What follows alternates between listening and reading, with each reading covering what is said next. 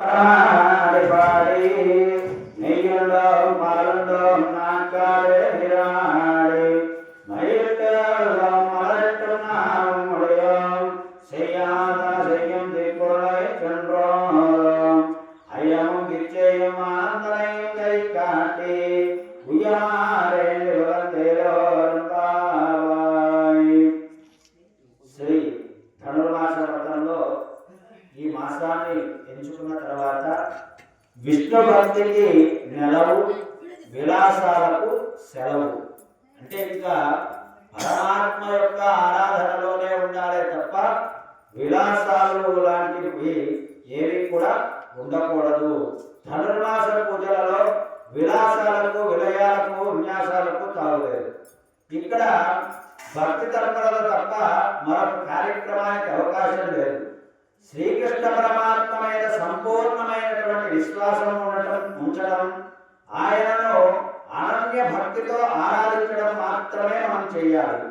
ఇలా చేయడం వలన మనస్సు అన్య విషయాలపై మళ్ళకుండా ఉంటుంది. కాబట్టి తిరుప్పావై అనే వ్రతానికి మార్గశీర్ష స్నానం అనే వ్రతం అని కూడా పేరు ఉన్నది. ఈ యొక్క వ్రతాన్ని చేయదలుచుకున్నటువంటి వారు నియమ నిబంధనలను పాటించాలి. ఏ విధంగా అంటే కేవలం క్షీరసాగరుడు యొక్క శయనాలను మాత్రమే కీర్తించాలి, కళ్ళకు కాటుక పెట్టుకోకూడదు, తలలో పువ్వులు పెట్టకూడదు. పువ్వులన్నీ కూడా పరమాత్మ యొక్క పాదాలకి చెందాలి తప్ప తలలో పువ్వులు పెట్టకూడదు. అలాగే ఎదుట వారికి ఇబ్బంది కలిగించేటువంటి పనులేవి కూడా చేయకూడదు. పెద్దవారికి ఘనంగా సత్కరించాలి, పాత్రులైనటువంటి వారికి మాత్రమే దానం చేయాలి. అలాగా ఎదుట వారి దృష్టిని మన వైపు తిప్పుకోవాలంటే ప్రధానంగా రెండు మార్గాలు. మన దృష్టిని ఆకర్షించాలనుకునే వారికి ఇష్టమైనటువంటి పనులు చేయడం, లేదా వారికి నచ్చని పనులు ఏవైనా ఉంటే వాటిని విడిచిపెట్టడం. శ్రీకృష్ణుడు సౌందర్య ప్రియుడు. అందగత్తెలు అందంగా కనబడుకుంటే చిన్నపుచ్చుకుంటాడు. కనుక ఆ పరమాత్మను ఆరాధించాలంటే మనం అత్యంత అందంగా, సోయగంగా, చక్కగా ఉండాలి, శుచిగా, శుభ్రంగా ఉండాలి.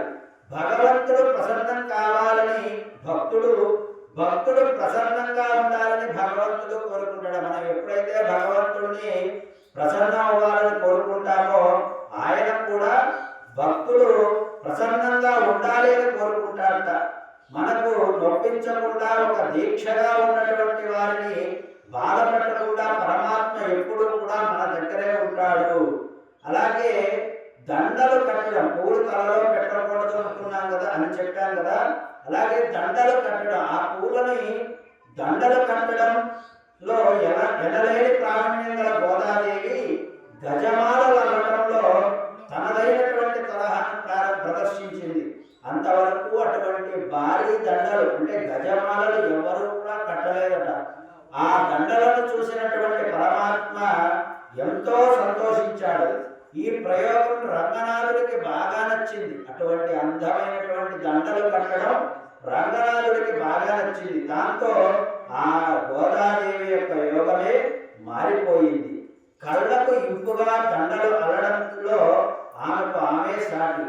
పువ్వు తర్వాత పువ్వు, ఒక రంగు పువ్వు తర్వాత మరొక రంగు పువ్వు కూర్చడం వల్ల అందం వచ్చిందా లేదా అని నీటి అద్దంలో తన యొక్క నీడను చూసుకొని అంచనా వేసేది. ఆ దండలో తన అందం చూసుకోవడం ఆమె ఉద్దేశం కాదు. ఈ దండ వేస్తే దేవుడి యొక్క విగ్రహానికి ఎలా ఉంటుంది, దేవుడు అందంగా కనబడతాడా, దండ యొక్క సొగసులు ఆ సుందరాంగుని మెడలో శోభిల్లుతాయా లేదా అని చూసుకోవడానికే ఆమె ఈ దండలను ధరించి నీటి అర్థంలో చూసుకున్నదట. అలాంటి గోదాదేవి తన స్వభావానికి విరుద్ధంగా కాటుక పెట్టను, పువ్వులు మడవను అని చెప్పి భీష్మించి కూర్చుందట. రంగనాథుడు తనంతట తానుగా స్పందించి చెయ్యందించి కరగ్రహణం చేశాడు. భక్తికి ఉన్నటువంటి శక్తి అంత గొప్ప శక్తి అన్నమాట. అందుకే గోదాదేవి అంటే సంస్కృతంలో జ్ఞానప్రదాత్రి, మనందరికీ కూడా జ్ఞానాన్ని అందించినటువంటిది ఈ ధనుర్మాస వ్రతం చేత. అందుకే అమ్మవారిని 3 రకాలుగా మనం కీర్తిస్తాం.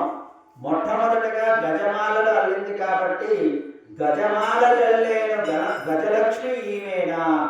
అమ్మవారి గజమాలలు అల్లింది కాబట్టి గజమాలలల్లేను గజలక్ష్మి ఈమెనా. పాసురాలు పాడేను పడతి సరస్వతి అవునా. ప్రేమించిన దైవాన్ని పెళ్లాడిన పార్వత ముగ్గురమ్మల ఏకమైన త్రయంబిక ఈమెనా. పార్వతీదేవి పరమేశ్వరుడు ప్రేమించి వివాహం చేసుకుంది కాబట్టి ఇక్కడ కూడా గోదాదేవి పరమాత్మను వివాహం చేసుకుంది, ప్రేమించి వివాహం చేసుకుంది కాబట్టి పార్వతీదేవ. లేదా చక్కటి పాటలను పాడింది కాబట్టి సరస్వతీదేవ. లేదా గజమాలను అల్లింది కాబట్టి గజలక్ష్మ. లేదా ముగ్గురు కలిసినటువంటి త్రయంబిక అని చెప్పి ఆ గోదాదేవిని ఒక కీర్తిలో మనం అందరం కూడా కీర్తిస్తూ ఉంటాం. జై శ్రీ నమః. ఆండాళ్ దివ్య తిరువడిగళే శరణం.